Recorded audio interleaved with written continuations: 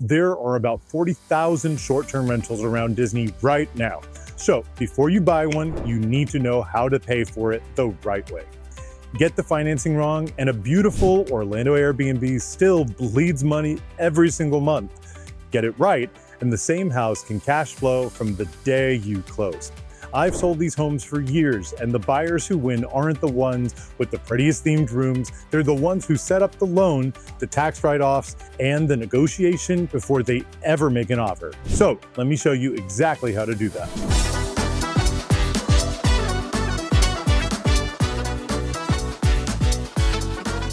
The typical buyer in today's market, what do they look like? Are they first-time investors? Are they high-income professionals? Are they out-of-state buyers mostly? Are they international buyers buying still? And families wanting a second home to generate maybe income or offset their expenses for vacation. So are you getting a little bit of all, or is it mostly one category? It's absolutely everything now, because the people that are high income earners are looking to, spend time with their family and splurge them, right? But they also need write-offs, and these provide fantastic write-offs. If you know about cost segregation studies or bonus depreciation, these are wonderful for that. Other people, they just want a place to lay their head and offset. They can't afford to stay on property anymore, but they love to come to Disney, and they just want to do that. The majority, I would say, that approach me are Americans. Okay. There's a lot of Out of state? I would say, I don't have a percentage, but well over 50% are out of country owners. Really? Currently. Okay. Yeah. Most of those from the UK, Brazil, and China were the big purchasers of most of these from when they were new, and they've changed hands a few times. Most of my clients are from America. They're all out of state. Extremely rare for me to find someone that lives in Orlando and wants to buy one. We don't need it. Right. Now, I just used two phrases that are worth a fortune: cost segregation and bonus depreciation. Let me put those in plain English, because this is the write-off most buyers completely miss. When you buy a short-term rental, you can have a study done that breaks the house into pieces: the furniture, the appliances, the pool equipment, the flooring, and so on. And thanks to the 2025 tax law, you can write off 100% of those pieces in your very first year. On a $500,000 Airbnb, that can be $50,000 to $150,000 paper loss in 1 year. And if you run it as true short-term rental, you're hands-on with it, and that loss can offset your regular W-2 income. That's why high earners love these. It's not free money, it's pulling years of deductions into right now. So talk to your CPA, but ask them this exact question: cost segregation plus 100% bonus depreciation. Most people never even bring this up with their CPA. What are most buyers using for financing today? A conventional loan, a DSCR, paying cash? I mean, if they're foreign nationals and not paying cash, they need some specialty financing. What are you seeing right now? Yeah, most of the people, again, me personally, that I'm dealing with are mostly conventional. I get a few cash once in a while, but again, it depends on how they're going to use it. Right. If they're looking for a true vacation home, they might do a vacation home loan, which is a lower down payment, but comes with some that would be a second EMI, home purchase, where you could put 10% down on a vacation home. Yeah. Yes. So that could work for some. I try and educate people on DSCR loans. And again, it's kind of specific to their situation. If they say, Shawn, I want to own short-term rentals, I want to be in that business for the rest of my life, I want to retire from my W-2, and I want to scale and own 2, 3, 4 of these down the road, maybe not all at once, but hey, let me get good at this, and then I'll accumulate. Right. And portfolio. Then I would educate them on DSCR loans, which most consumers don't really understand.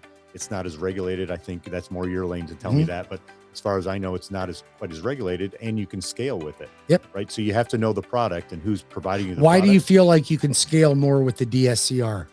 Well, from my point of view, all the documentation is not there from the consumer. Right. You don't have to provide tax returns. Right. So it's not you personally. It's the house has to qualify, not the person. Exactly. So a DSCR is a debt service coverage ratio, but essentially a DSCR means that I don't need my client's tax returns. They the income that's used to qualify the buyer is the amount of rent that property can produce. We have a specialty program for short-term rentals that we can use what's called AirDNA rental income. So our appraisers go out and they go, well, the average rental income for a regular long-term rental may only be $3,000, $4,000 a month, but you can make $15,000 a month on a short-term rental, and you might need that AirDNA. So that solves the problem. Also, conventional loans, as an investor, only allow the seller to pay up to 2 points towards a buyer's closing costs, right? Where a DSCR, we can allow the seller to pay up to 6% toward the buyer's closing costs. Are you finding that that's useful at all? Absolutely, because for the most part, the majority of these homes in these resort communities are about 10 years old, right? Most of them were built 2015 to 2022 or so. There's a few communities that are older, but for the most part, they're newer.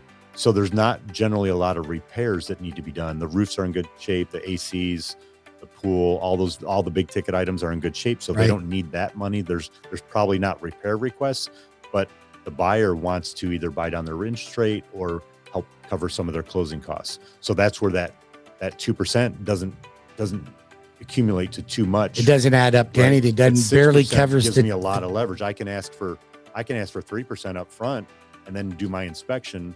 And if there is something, I still got room. If I have a conventional and I say, hey, give me 2% right up front, and then there's something wrong with the house, you can't go anywhere. There's nowhere to move. There's nowhere to move. You still want the house. We wasted some time and spent some money on inspections and things. So having that DSCR product is very beneficial. It gives them more flexibility. And when I'm looking at when I personally buy investment properties, I want to be able to buy that non-owner occupied loan interest rate down as low as I can. Well, you don't have any possibility of doing it with 2%. It doesn't even cover the closing costs, let alone the buy down, right? And if you incorporate a prepayment penalty into a DSCR, I can get that interest rate the same and sometimes even better than a conventional interest rate.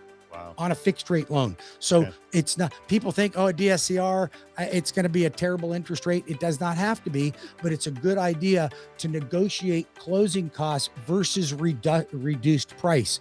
Don't expect that you're going to get both. You can ask, but that's why we hire a professional like Shawn, because some people perceive the interest rate to be lower, but that's not always true. The down payment could be lower. You can still do 20% down on a DSCR. You can still do that. You have to put 20% down on a conventional investment loan, but there's no tax returns that's needed. The downside or the cons to a conventional loan may be debt to income calculation. You need all your tax returns. There's way more documentation involved in it. And sometimes these savvy investors I'm not messing with all that. Okay, that financing talk goes fast, so let me slow it down. A regular conventional loan qualifies you on your tax return and your income. A DSCR loan qualifies the house, not you. It looks at how much rent the property can produce, usually pulled from AirDNA. So you're not handing over tax returns. You can keep buying past the point where a normal loan would cut you off. That's how people scale 2, 3, 4 of these. Yes, the rate runs a little higher, think mid 6s to low 7s right now, but here's the trick. On a conventional investment loan, the seller can only chip in 2% towards your cost. On a DSCR, they can chip in 6%. On a $700,000 home, that's the difference between $14,000 and $42,000 that you can use to buy your interest rate down. Buy it down far enough, and that DSCR rate looks a whole lot like a conventional one with none of the paperwork. That's the move most first-time buyers are not hearing about that can definitely help out. There's a lot of inventory right now, I'm gonna be honest. Let's talk about it. There's a lot of homes for sale in the short-term resorts, even just the ones I deal with. So that's one of the first questions everyone asks me when on our initial discovery call is like, why are there so many for sale? And well, because my first answer is more than likely I'm in and out of hundreds of these, not a month, but a year. A lot. And I can walk in a house and tell you why they're selling it, because it's been mismanaged. It's dirty. They gave up. They don't have the resources to continue to throw money at it to offset those negative reviews. Now couch that, because it's big. There's a lot of inventory right now. A lot of these homes are sitting. To you, that's not bad news, it's leverage. Motivated sellers, rooms to negotiate, and with a DSCR, you've got 6% to put towards your rate. For once, you're the one with the upper hand in this market. Before you go shopping though, get organized. I put together a free guide called the Smart Investors Playbook, and it walks you through the communities, the numbers, the exact stuff we're covering here. So go ahead, scan the QR code on the screen now, or grab it in the link in the description below. And as always, it's on the house. Then stick with me, because where most first-time buyers quietly lose money is the next part: paying full price for an empty house. A lot of these are really a buy and hold too. These are not quick fix. These are not get rich quick. No. These are cash flow, but you have to really, you've got to have a good management company. You have to have a good real estate agent that's going to guide you in the right direction, because that community's got to fit that specific customer's needs. Any preference over new construction versus resale? New construction is tough. I don't usually recommend it. Back during the pandemic, when prices kind of fell and were stagnant, and the builders were offering something good, there's not a lot of it, first of all. But when you do that, you have to remember, right now, any new construction pricing is top of the market. Sure it is. And then it's empty. You have to go in there and furnish it. So if you're buying a 5, 6, 7, 8 bedroom home, now you got not only the purchase price, but now you got to go furnish it for $100,000, $150,000, $200,000 and theme it out. And then while you're furnishing it, you're not getting any rental income, right? So now you've paid for it, your mortgage is due, and you're still looking on Wayfair for furniture. So right. It's only for the and people that's a lot more really work than people think. I have rental properties. I have a couple of short-term rental properties as well, and I did not realize how much additional work it was going to cost me to furnish it. So that's another thing. A lot of these will come already furnished. Let me put real numbers on that, because it matters. New construction sounds great until you do the math. You close, the mortgage clock starts, and the house is empty. Now you're spending $100 to $200 to finish and theme it while paying that mortgage with zero rental coming in. A resale that's already furnished and already booking, you can close and have money coming in almost immediately. That's why most first-timers, a turnkey resale with a DSCR loan and a fat seller concession beats a brand new empty box. Less out of pocket, faster cash flow. Last question. There's a lot of realtors out there in Central Florida selling homes right now, but short-term rentals are a completely different animal. What sets you apart from other realtors helping investors? And I think if anybody watched this podcast and you didn't already get the answer, I think you need to rewatch it again, but just tell us in your own words, what really sets you apart? I think just that I'm immersed in it.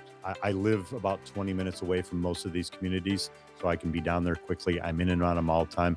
I've been specializing in these and educating myself since about 2019, 2020, back when you could just throw a Walmart comforter on, Sure. and that was a themed house, and it was all you needed. Now things have evolved and changed, and you even have specialty people that will do the theming oh my for gosh, you. yeah. That are professional themers. They're not throwing on the Walmart comforter and putting a Star Wars doll on the corner. You just can't do that. So I'm really involved in the communities. I know them all. I know the nuances. If you tell me the name of a road, if you say, I want to see that house on Maidstone. Oh, that's Champions Gate. I know exactly what where roads they are in the community. So I'm really, and again, there's other people out there that know what they're doing, and there's about, I think 22 or 24,000 realtors in Orlando or Central Florida.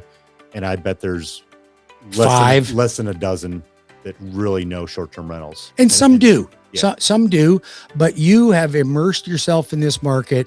I want to tell you, Shawn McCormack, great friend, love working with him. Super. And here's what my customers say about you. You are honest, you're trustworthy, and you would not recommend something that didn't meet their needs. And that is commendable with you. You're a great business person. You're a great partner of mine. I'm honored to have you in my life and work with you. And I'm always honored to help your clients. You want to buy a short-term rental? You want to list your home? You want to buy a new home? He can help you with all of it. He does it all. But if you're definitely looking for short-term rental, don't waste your time. Don't go to the interweb and find a realtor out of Zillow. Whatever you do, it will be a huge mistake. And a lot of you that are looking for it or considering it, you don't have a lot of time. You're flying in on Friday and flying out Monday morning. You can't look at 13 communities. You need somebody that can drill down your needs in advance. There you have it. It was never just about the house. It's about financing it right, structuring the write-offs, and buying with leverage while there's inventory on the table. Do that, and a short-term rental down here can be one of the best investments you'll ever make. If you're serious, here's your next easy step. Grab the Smart Investors Playbook I mentioned earlier. It's free. The link's in the QR code on the screen or in the description box. Or you can just call or text me directly at 321-439-4277.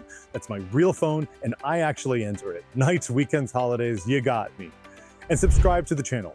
On the House is where I tour these communities and homes in person. You can see them before you ever fly down. Bring your questions and I'll bring answers. And as always, all of this information is on the house.